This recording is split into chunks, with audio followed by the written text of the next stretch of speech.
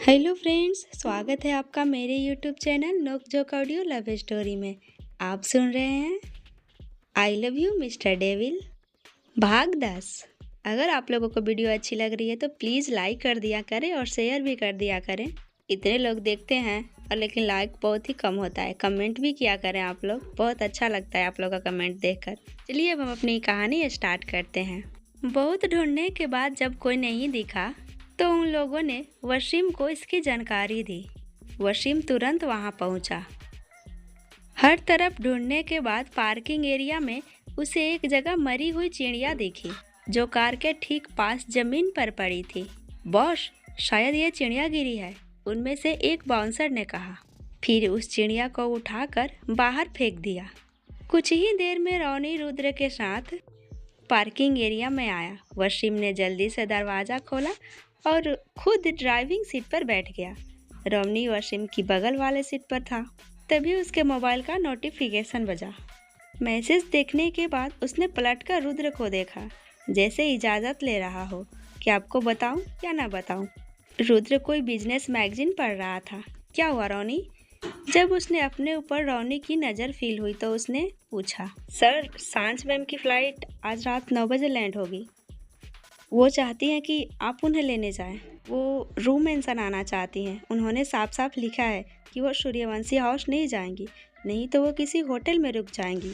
वसीम की नज़रें भले ही सामने थी, लेकिन उसका कान रोनी और रुद्र की बातों पर था। उसके चेहरे का एक्सप्रेशन बदल गया और उसके दिमाग में एक लड़की की खिलखिलाती हुई आवाज़ पड़ी। वसीम, मुझे गोद में उठाओ ना, मुझे आम तोड़ना है। प्लीज़ वसीम, मुझे तैरना नहीं आता। अगर मैं नदी में गिर जाऊं तो क्या आप मुझे बचा लेंगे? वसीम, आप एक बात बताइए, सबसे ज़्यादा प्यार आप किससे करते हैं? आप मुझसे पूछिए ना, मैं सबसे ज़्यादा प्यार किससे करती हूँ। वसीम के दिमाग में पुरानी यादें चल रही थी। रोनी एकटक वसीम को देख रहा था, क्योंकि वो कब से वसीम को कुछ कह रहा था और वसीम अपने ही ख्यालों में डूबा था। वो रोनी की बातों का रिस्पॉन्स नहीं कर रहा था। तभी रोनी ने उसे जोर से हिलाते हुए कहा, वसीम, कहाँ ध्यान है तुम्हारा? बॉस का ऑर्डर है, तुम्हें सांझ मैम को लेने एयरपोर्ट जाना है 9 बजे। रोनी उसे ऐसे देख रहा था जैसे वो कोई पागल हो। वसीम थोड़ा सा चौंक गया। रुद्र भी वसीम को ही देख रहा था। तभी गाड़ी एक जोरदार आवाज़ के साथ रुक गई। रोनी को लगा कि वसीम ने गाड़ी रोक दी है। गाड़ी क्यों रोक दी? गाड़ी रोकने के लिए नहीं कहा गया है तुम्हें। वसीम कन्फ्यूजन में था। सर, मैंने गाड़ी नहीं रोकी। वसीम ऐसे बोल रहा था जैसे अभी वो अपने सपनों की दुनिया से बाहर आया ही ना हो। आप रुकिए, मैं देख कर आता हूँ, कहता हुआ वसीम नीचे उतर गया। रुद्र उन दोनों की बातें सुन रहा था। रोनी भी कार का गेट खोलकर बाहर आया तो देखा कि टायर की हवा निकली हुई है। तभी आगे और पीछे के बॉडीगार्ड की गाड़ी भी बाकी एक एक करके कुछ दूरी पर जाकर रुक गई। सभी बॉडीगार्ड गाड़ी से बाहर निकल आए। उन सबको साजिश की बू आ रही थी। एक बॉडीगार्ड जिसका नाम सारंग था, वसीम के पास आते हुए बोला, सर, सभी गाड़ी के टायर एक साथ पंक्चर नहीं हो सकते, ये किसी की साजिश है। सभी ने अपने गन निकाल ली और अपने पोजीशन में आ गए। सभी इधर उधर फैल गए और अपने चील निगाहों से चारों तरफ के क्षेत्र का मुआयना करने लगे, लेकिन वहाँ पर कोई नहीं था। रोनी ने जल्दी से रूम मेंशन फोन किया और दूसरी गाड़ी मंगवाया। इधर ईसा टैक्सी से अपने घर के लिए निकली थी, लेकिन थोड़ी दूर जाकर टैक्सी ड्राइवर ने गाड़ी रोक दी। सड़क पर लंबी लाइन लगी थी, जिससे रोड जाम हो गया था। क्या हुआ है भैया, कुछ हुआ है क्या? ईसा ने टैक्सी ड्राइवर से पूछा। तभी उसने एक दो लोगों को कहते हुए सुना, पता नहीं ये अमीर लोग अपने आप को समझते क्या हैं। अगर गाड़ी पंक्चर हो गई तो सबको रोकने की क्या ज़रूरत है। हाँ भाई, ठीक कह रहे हैं आप। ये हमारे शहर की पुलिस भी बड़े लोगों के ही तलवे चाटती है। सभी लोग एक दूसरे से बातें कर रहे थे। टैक्सी ड्राइवर नीचे उतरा और थोड़ी देर में वापस आ गया। मैम, किसी रुद्र सिंघानिया की सभी गाड़ी एक साथ पंक्चर हो गई है, इसलिए रोड जाम है। बहुत टाइम लग जाएंगे। उधर किसी को भी जाने की इजाज़त नहीं है। पुलिस भी आ गई है। एक साइड का सड़क खाली है, जिस पर लोग पैदल और साइकिल मोटरसाइकिल से निकल रहे हैं। आप चाहो तो पैदल जा सकती हो, नहीं तो आप वेट करो। जब तक उनके मेंशन से गाड़ी नहीं आ जाती तब तक वो यहाँ से हिलेंगे भी नहीं। आधा घंटा से ज़्यादा लग जाएगा। ये सुनते ही ईसा के फेस पर एक स्माइल आ गई।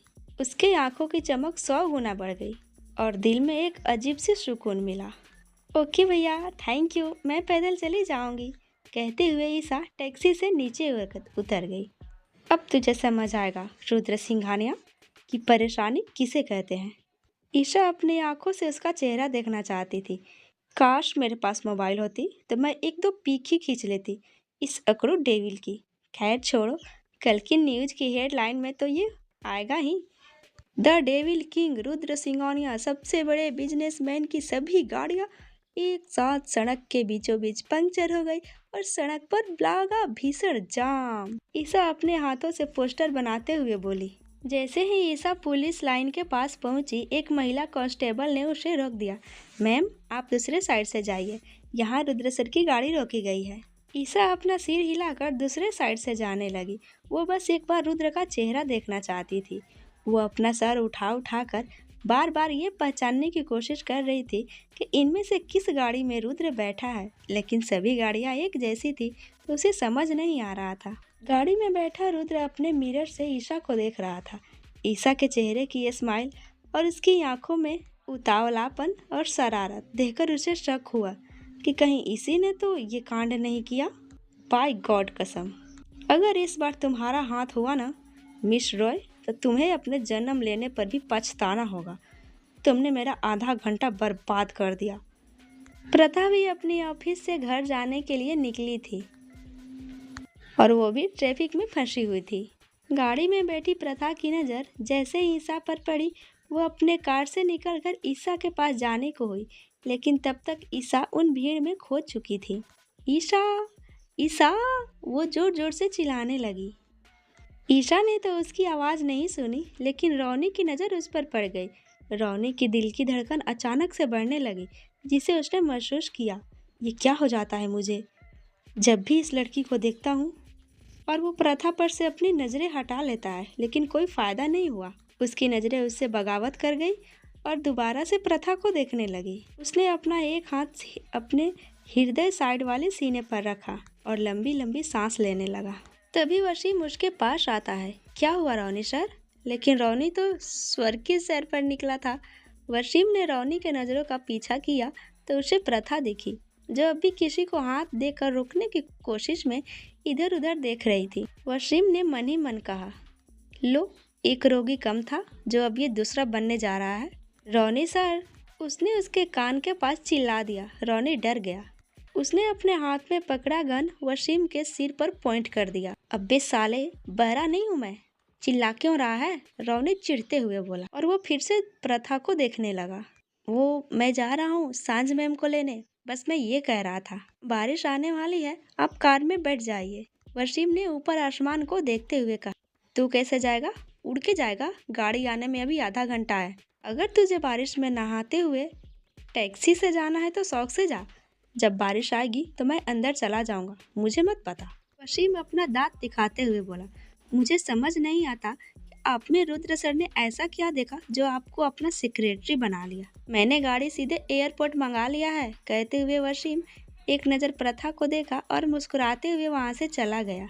रुद्र की नज़रें दोबारा से प्रथा पर जम गई। इधर जैसे ही ईशा रुद्र के मिरर में दिखना बंद हो गई तो रुद्र की धड़कनें अचानक से बढ़ने लगी और वो बेचैन होने लगा।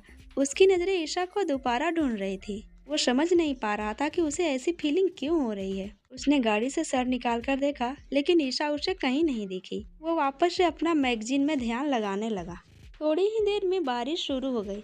प्रथा और रोनी दोनों अपनी अपनी गाड़ी में बैठ गए। तभी रुद्र के सीने में हल्का हल्का सा दर्द हुआ। मुझे इतनी बेचैनी क्यों हो रही है? बार बार उस लड़के का ख्याल मेरे मन में आ रहा है। क्या वो बारिश में भीग जाएगी? फिर उसने अपना सर झटक दिया। मुझे क्या? इस बारिश में रोनी और रुद्र दोनों को ही प्यार का मोती बादल अपने धागे में पिरोकर और माला बना रहा था। लेकिन अभी माला पूरा भी नहीं हुआ, रुद्र का ईगो उस पर हावी हो गया और उसे ईशा की बड़ी बड़ी आंखें करके बोलना केबिन वाला बात याद आया। फिर ईशा का सड़क के किनारे मुस्कुराना, उसके चेहरे पर जीत वाली मुस्कान, आंखों में शरारती चमक, ये सभी बातें रुद्र के गुस्से में घी डालने का काम कर रहा था और उसका चेहरा सख्त हो गया। रोनी की नज़र जैसे ही अपने आगे मिरर पर पड़ी, उसमें उसे रुद्र का चेहरा दिखा, जिस पर एक के बाद एक भाव आ रहे थे। मगर रोनी में इतनी हिम्मत नहीं थी कि वो पूछ सके। बारिश तेज होती जा रही थी। ईशा अपने आप को बचाने के लिए पेड़ के नीचे रुक गई थी, लेकिन फिर भी वो भीग रही थी। थोड़ी ही देर में बादल के कुछ गहरापन और कुछ शाम की वजह से अंधेरा होने लगा। सड़क पर भी अंधेरा होने लगा था।